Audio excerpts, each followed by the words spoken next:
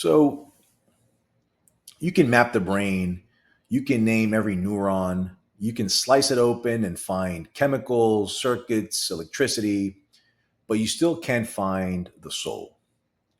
Consciousness, that fact that you even feel alive, remains the deepest mystery we've ever faced. Think about it. What it's like to be a thing, what it's like to be a bat, what is that internal experience like? So modern neuroscience, again, they can track circuits, neurons, chemical firings, but the feeling of being, um, of joy, heartbreak, hope, pain, that can't be found in a brain scan. David Chalmers, he called it the hard problem of consciousness. For example, how does gray matter produce dreams, fear, memory? No answer, only mystery. Some even suggest that consciousness isn't produced, it's always there, embedded into the universe. The best analogy I've heard of this was, imagine you have your TV and you have the signal going into the TV. If you break the TV dies, but the signal is still there. So, something to think about. So, let's go over a few notable neuroscientists and philosophers and see what they have to say about consciousness and the heart problem. So, I want to start with one of my personal favorites, which is Sam Harris. So, Harris says that consciousness is the foundation of existence. Without it, nothing can be known, felt, or feared. But the self you think you are, your name, your story, your little ego, is an illusion. Through meditation, you could glimpse the truth, which is pure awareness without borders, without the I. So fascinating stuff. Again, the main idea there is consciousness is real, but the self is not. Another interesting take on consciousness is by a cognitive scientist called Donald Hoffman. So Hoffman he believes that reality is a, how would you call it, a user interface. So like a desktop or your computer that hides the real code. It's not what you see on the screen, it's the code behind the screen. The world hides the true structure of existence. Your eyes, your senses, they don't show you truth. They show you survival. And consciousness isn't a product of brains, but brains are a product of consciousness, which is an idea I'm still trying to wrap my head around.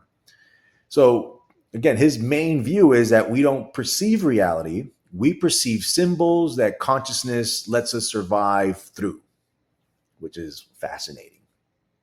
Another interesting take on consciousness is by the renowned psychologist Carl Jung. So Jung didn't just study the mind, he explored this ocean underneath it, right? Beneath your consciousness, your conscious mind, lies the collective unconscious, your dreams, fears, myths older than history itself. Your mind isn't a machine, it's a torch carried across generations.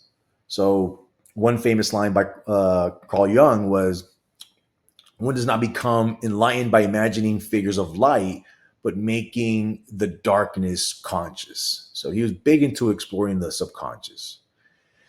Uh, Socrates. Socrates had also interesting views on consciousness. Socrates taught that true wisdom is knowing how little you know. And he also believed, sort of like the TV analogy, that consciousness wasn't born with your body. It existed before and it will exist after. Again, just like a TV signal to the actual TV box or the iPhone, if you will. And he also believed that learning isn't acquiring, it's remembering what your soul already knew.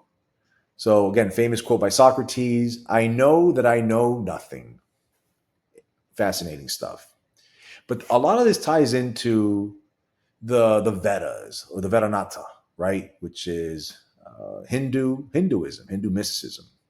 And what they say is particularly interesting and something that I'm currently learning about. So in the Vedanta says that consciousness is the Brahman, which is basically the infinite, eternal, it's an absolute reality, the world. And Maya, which is the world, is a dream or an illusion. And that your true self is known as an Atman. It's not different from the Brahman, which again is the ultimate reality. It's basically saying that you are the universe dreaming itself awake. So you are not inside the universe, but you are the universe. Again, fascinating stuff. So why is consciousness still a mystery?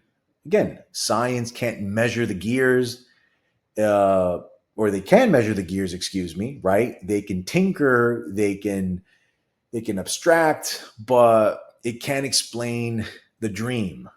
Philosophy shows you your mind is built on oceans older than your name. And ancient wisdom teaches you that your true self is not separate from existence. Or, again, in some schools of philosophy, that there is no self. You are the mirror and the light, the dreamer and the dream. So within, as without, as above, so below. I love this stuff. Again, you are not your brain. You are not your memories. You are not your fears. You are the light inside the machine, if you will. The mystery older than the stars, basically the breath of a sleeping God. So if you guys are interested in this subject and consciousness, I highly recommend you check out some of the neuroscientists, philosophers, and psychologists I just named. And like always, remember to, again, lift more, eat more, definitely rest more, definitely love more, and hate less. Have a great evening.